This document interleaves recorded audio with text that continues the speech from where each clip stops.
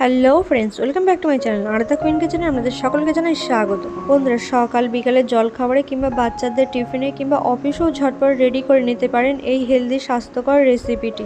বন্ধুরা, তার জন্য প্রথমেই বোলের মধ্যে নিয়ে নেব 1 কাপ পরিমাণ আটা, হাফ চামচ নিয়ে নেব লবণ, 1 চামচের মতো নিয়ে নেব চিনি, 1 চামচ নিয়ে নেব ইস্ট পাউডার।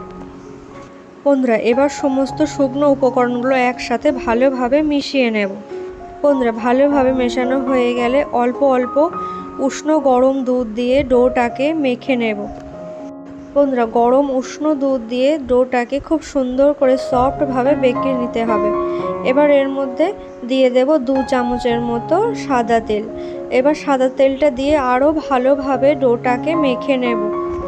বন্ধুরা, আপনারা দেখতেই পাচ্ছেন ডোটাকে কিন্তু আমি খুব সফট নরমভাবে রেডি করে নিয়েছি। এবার 15 মিনিটের জন্য ঢেকে রেস্টে রেখে দিলাম। এবার দুটো সিদ্ধ আলু গ্রেট করে নিয়ে নিলাম।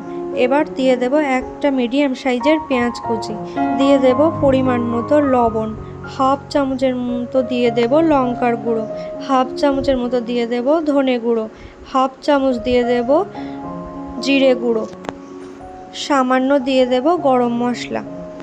বন্ধুরা, এবার সমস্ত মশলাগুলোর সাথে আলুটাকে ভালোভাবে মেখে নেব। বন্ধুরা, আলুটাকে ভালোভাবে মেখে নিয়ে এক সাইডে রেখে দেব। এবার আগে থেকে যে ডোটাকে মেখে রেখেছিলাম সেটাকে আবারও ভালোভাবে মেখে নেব। আপনারা বন্ধুরা দেখতেই পাচ্ছেন ডোটা কতটা সফট এবং নরম হয়েছে। এবার লেচি কেটে নেব।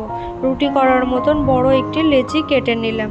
এবার আমি বেলে নেব গোল করে। বন্ধুরা, একটা বেলাং দিয়ে বেলে রুটির মতো করে গোল করে বেলে নিলাম। বন্ধুরা, আপনারা খুবই সহজেই এই রেসিপিটি ঝটপট বানিয়ে নিতে পারেন, খুবই সহজেই। এবার যে আলুর পুরটা রেডি করে রেখেছিলাম সেই আলুর পুরটা 1-2 চামচের মতো দিয়ে এরকম চামচ দিয়ে চেপে চেপে চারিদিকে ছড়িয়ে দেব এবং এই রুটিটিকে চারিদিক দিয়ে ধরে এইভাবে মুখটিকে আমি বন্ধ করে দেব। তাহলে পুরটা বাইরে বার হয়ে আসবে না আর খুব ভালোভাবে ভাজাটাও সুন্দর হবে। আর হাত দিয়ে এইভাবে চেপে চেপে, বেলার দরকার নেই, হাত দিয়ে চেপে চেপে দিয়ে আমি এরকম রুটির মতো গোল করে নিলাম। তো বন্ধুরা, আপনারা দেখতেই পাচ্ছেন কতটা সুন্দর হয়েছে। বাকিগুলো একই পদ্ধতিতে রেডি করে নেব এবং এবার একটি ওভেনের ওপরে একটি প্যান বসিয়ে অল্প কিছুটা পরিমাণ তেল গরম করে নিয়ে 2 সাইড লো টু মিডিয়ামে খুব সুন্দরভাবে ভেজে নেব। তো বন্ধুরা, আপনারা দেখতেই পাচ্ছেন লো টু মিডিয়ামে রেখে আমি খুব সুন্দরভাবে 2 সাইড উল্টে পাল্টে ভেজে নিয়েছি। এবার তেল ঝরিয়ে তুলে নেব। এটা ভাজার জন্য বেশি তেলেরও প্রয়োজন হয় না, ঝটপট রেডি হয়ে যাবে এই রেসিপিটি।